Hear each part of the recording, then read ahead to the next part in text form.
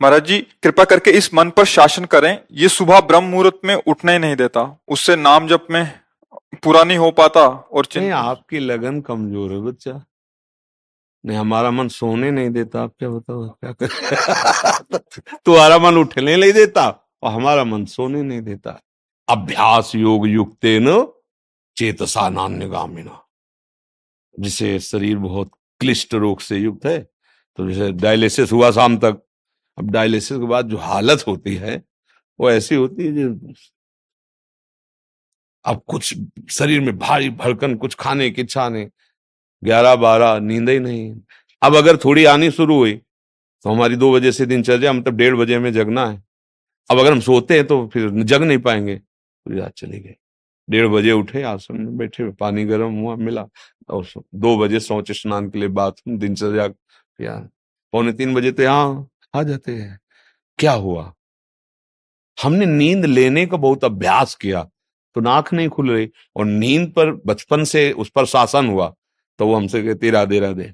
अब उससे कोई परेशानी, थोड़ा तो शरीर है ना प्राकृतिक, पर अब ऐसी परेशानी नहीं होती कि सत्संग छूट गया, भजन छूट गया, अब तो हम विक्षिप्त, ऐसा नहीं होता। तो ऐसे ही आप अभ्यास कीजिए। आजकल तो सुविधा है, अलार्म, अलार्म लगा लीजिए तो आपको जगा देगा, आप जग गए। आप दिनचर्या करिए, कुछ दिन बाद बिना अलार्म के जग जाएंगे। अपने लोगों की ऐसी दिनचर्या थी पूर्व में कि मतलब अगर आप घड़ी से देखो तो 5 मिनट का अंतर है, तो हम नहीं कह सकते कि ऊपर नीचे, ठीक राइट टाइम अपने आप आंख खुलेगी अपने आप। अब बचपन से अभ्यास रहा है ना, ठीक 2 बजे हमारी दिनचर्या, ये आज की नहीं है, ये 20 वर्ष की है। जब मान लो सत्संग ये सब नहीं चलता था तो सुबह स्नान करके 2 बजे वृंदावन की परिक्रमा, सूर्योदय होते होते मंगला होकर फिर गुरु जी की सेवा में, ऐसा। तो हम अभ्यास कमजोर कर रहे हैं। अब किसी किसमें आशीर्वाद की जरूरत है, अभ्यास कीजिए। आप शाम के जब रात्रि में सोए ना, भगवत चिंतन करते हुए, और आप टाइम अपने माइंड पे स्थापित कीजिए, मुझे 4 बजे जगना ही है, तो 4 बजे आपकी घंटी बज जाएगी दिमाग की। फिर आप करवट लेके सो जाए, वो आपकी बात अलग है। अगर आप सच्चे सच्चा संकल्प करेंगे तो आप देखना जग जाएंगे, क्योंकि अंदर ही भगवान बैठे हुए हैं। चेतना है, अच्छा 4 बजे, और आप 1 साल अभ्यास कर लीजिए 4 बजे, फिर इसके बाद आपको 4 बजे के बाद नींद ही नहीं आएगी, आपको नींद खुल जाएगी। अभ्यास योग युक्त है ना, ये नींद है, भोजन है। अब जैसे भोजन है, रोज आप आधा कवल बढ़ाते चले जाइए, धीरे धीरे डाइट बहुत अच्छी बढ़ती चली जाएगी, और आप घटाते जाइए तो 1 रोटी 2 रोटी में आपका काम चलने लगेगा। 2 रोटी दाल, थोड़ा सा संयम नियम से चलो, बहुत अल्प आहार करने लगोगे, स्वस्थ शरीर रहेगा। और आप आहार बढ़ाते चलो तो ऐसे लोग भी देखें कि ज्यादा शरीर में वजन नहीं है पर उतना भोजन उठा जाते हैं। हाँ, रोटी ऐसे ही इतनी, मतलब गिन के नहीं, बीता से ना, हमने देखा है, देखा है, मतलब वैसे। और कोई ऐसी खास शरीर में बल कि भाई बहुत कुंतलों उठा लेते हैं, ऐसा नहीं। अभ्यास, तो भोजन का अभ्यास, भोग का अभ्यास, नींद का अभ्यास। गलत कर लिया तो गलत, अच्छा कर लिया तो अच्छा। अब जैसे संयम, ब्रह्मचर्य, वर्षों, स्वप्न दोष भी नहीं होगा।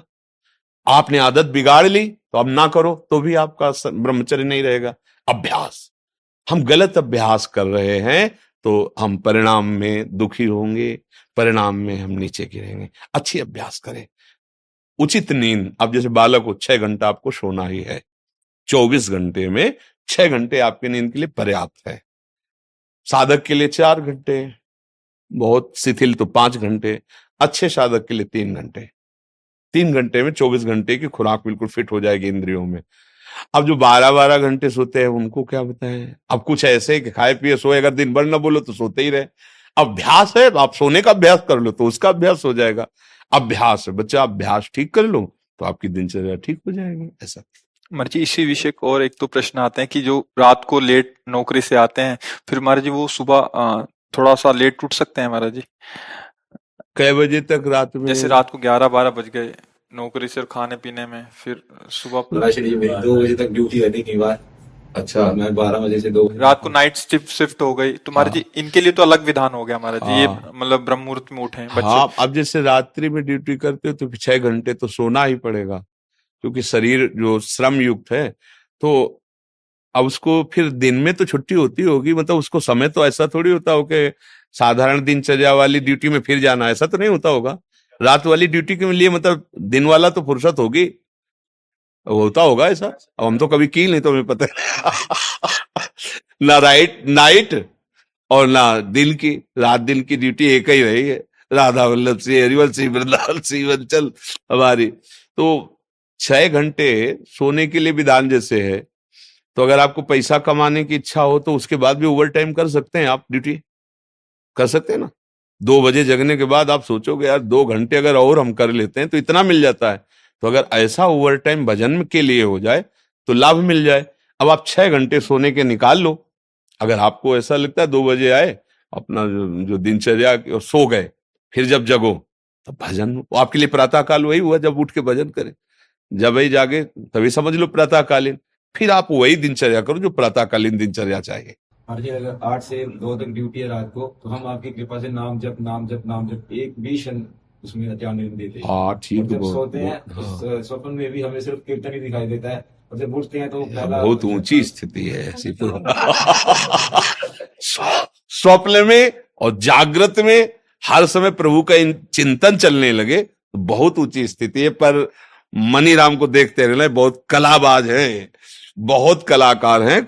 कभी कभी हमको सिद्ध अनुभव करा करके वो ऐसी जगह खड़ा कर देते हैं जहां लगता है कि यार तुम बहुत धोखे में डाल दिए हमें, ऐसा लगता है। अपने लोग क्या है ना कि इसके साथ बहुत खेल करे हैं, तो इसकी हर हरकत को पता है।